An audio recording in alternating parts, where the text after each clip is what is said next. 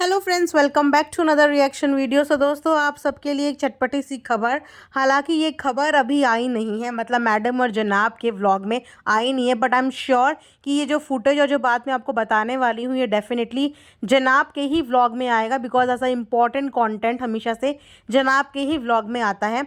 तो आइए, आपको आज इसी के बारे में पूरी इन्फॉर्मेशन देने वाली हूँ, इसलिए पॉडकास्ट को एंड तक ज़रूर सुनना। सो दोस्तों, जैसा कि आप सब जानते ही हो, कल के व्लॉग में हमें ये बात पता चल गई थी कि टिज़ा के बर्थडे की ज़ोर शोर से तैयारियां चल रही हैं। हालांकि तैयारियां दिखाई नहीं गई कि चल क्या रही है, बट डब्बे कलेक्ट करती हुई ज़रूर नज़र आई। लेकिन आज एक न्यूज़ चैनल के थ्रू स्पॉट हुए हैं जनाब और मैडम, वो भी अपनी फेवरेट जगह यानी कि JW में। और ये सब तो आप लोगों को कल मैडम की स्टोरी से पता चल ही गया होगा, क्योंकि मैडम ने कल अपनी इंस्टा पे एक स्टोरी पोस्ट की थी जिसमें उन्होंने JW का जिक्र भी किया था और अपनी एक फ़ोटो भी पोस्ट की थी, जिस फोटो में इतनी सारी प्लेट्स में भर भर के मैडम ने इतनी सारी केक रखे थे, इतनी सारी कुकीज़ रखी थी, जैसे कि मैडम पता नहीं कितने दिन की क्रेविंग उनके अंदर हो रही है। और मैडम सोच रही है कि बस आज मिल गया तो मिल गया, उसके बाद पता नहीं कब नसीब होगा। तो मैडम ने पूरी की पूरी प्लेट्स बिल्कुल ठुसम ठुस भरी हुई हैं। तो वहाँ से ये तो सबने अंदाज़ा लगा दिया था कि मैडम निकली हैं आउटिंग पे, बट अभी तक ये सबको नहीं पता कि मैडम अकेले आउटिंग पे नहीं निकली हैं। मैडम निकली हैं अपने पूरे कुनबे के साथ, यानी कि पूरी की पूरी फैमिली के साथ। जी हाँ, और अगेन इस पूरी फैमिली को कवर किया है एक न्यूज़ चैनल ने, एंड वहाँ से मुझे ये वीडियोस देख के पता चला कि मैडम और जनाब पूरी फैमिली के साथ निकले हैं JW में। और वैसे तो मैडम और जनाब को कभी भी किसी भी ऐसा PR ने स्पॉट नहीं किया, लेकिन जब से जनाब का शो हुआ है ना, तब से अगर जनाब एक कदम भी बाहर निकालते हैं तो वहाँ जनाब को कोई ना कोई PR मिल ही जाते हैं, कोई ना कोई उन्हें कवर करने के लिए मीडिया खड़ी ही होती है। सो आप लोग अंदाज़ा लगा ही गए होंगे कि ये मीडिया अपने आप आई है या इस मीडिया को बुलाया गया है।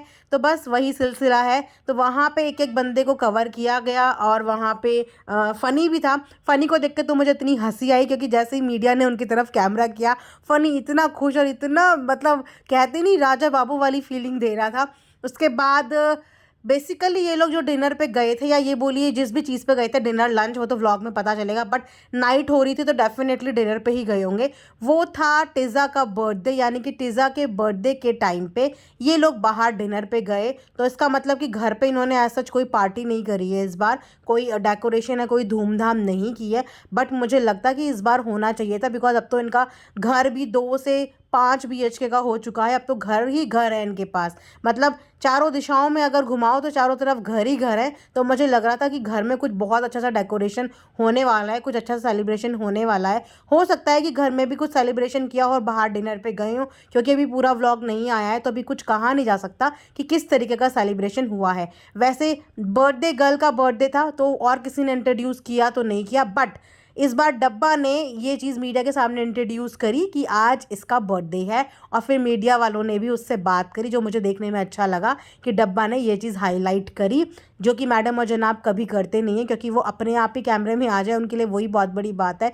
मैडम की मम्मी हमेशा की तरह गाड़ी के अंदर ही थी, वो मुझे कवर होती हुई नज़र नहीं आई, लेकिन मैडम और जनाब पूरे कवर होते हुए नज़र आए। और जनाब की पूरी फैमिली आती हुई जाती हुई, मतलब आती हुई गाड़ी में बैठती हुई पूरी स्पॉट हुई है। और उसके अलावा मुझे एक इतनी फ़नी चीज़ लगी, खैर कपड़ों के बारे में तो मैंने बात करनी छोड़ दी है, बिकॉज मैं क्या बात करूँ, सब आप लोगों को पता है। मेरे से ज़्यादा तो आप लोग इन कपड़ों के बारे में बात करते हो, इतने बढ़िया बढ़िया चीज़ें बताते हो। लेकिन एक फ़नी चीज़ मैं आपको ज़रूर दिखाना चाहूँगी, अभी रुकिए। सो गौर से देखिए इस क्लिप को, और आप लोगों को गैस करके बताना है कि ये किसके कपड़े हो सकते हैं, ये किसका पैजामा हो सकता है, जो कि पैजामा एंकल लेंथ पे पहुंचा हुआ है, सलवार। तो आप लोग ज़रूर बताना कि आप बताइए कि ये किसका पैजामा हो सकता है, और जो सही बताएगा उसका कमेंट मैं पिन करूँगी यहाँ पे, और उसका नेक्स्ट वीडियो में मैं नाम ज़रूर लूँगी। तो दोस्तों, ये तो इन लोगों का गेटअप था, वैसे सबका ही ऑसम गेटअप था, ऑसम। बर्थडे गर्ल को भी इन्होंने ऐसा गेटअप बनाया हुआ था, उसका भी कि मैं क्या बताऊँ आउटफिट के नाम पे और फैशन के नाम पे। तो ये लोग एक्सपर्ट ही हैं, बाय गॉड एक्सपर्ट ही हैं, इसके अलावा मैं कुछ नहीं बोल सकती। सो ये चल रहा है पूरा इनका काम। और उसके बाद एक और चीज़ आपको मैं क्लियर कर देती हूँ कि मुझे नहीं लग रहा है कि जनाब आउट होने वाले हैं। हालांकि इस तरीके की रूमर्स बहुत ज़्यादा फैल रही है कि हो सकता है कि जनाब का ये लास्ट परफॉर्मेंस हो, बट ऐसा नहीं लग रहा है। रीज़न मैं आपको बताती हूँ कि क्यों। क्योंकि जो मीडिया वहाँ पे जनाब से बात कर रही थी, यानी कि JW के बाहर जो मीडिया मिली थी, उन्होंने जनाब को ये बोला कि आप सेट पे नहीं मिले, हम आपको सेट पे ढूंढ रहे थे, आप सेट पे कहाँ थे।